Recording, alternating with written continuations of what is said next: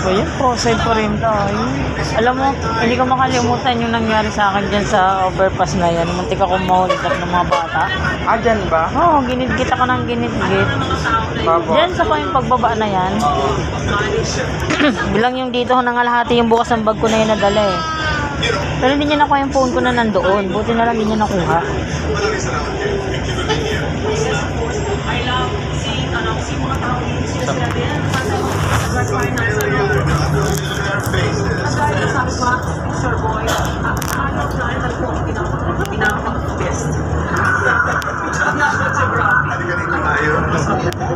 Talaga yun. Dito tayo sa taas. Alam mo, hindi ko nagkukuturan yung lakad ng yan na to. Talangka.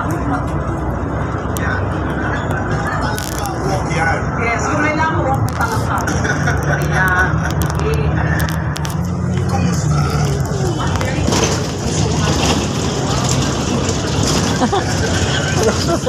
Ha? Cortina parehas sa Dyan, dyan tayo dumaan. Dyan?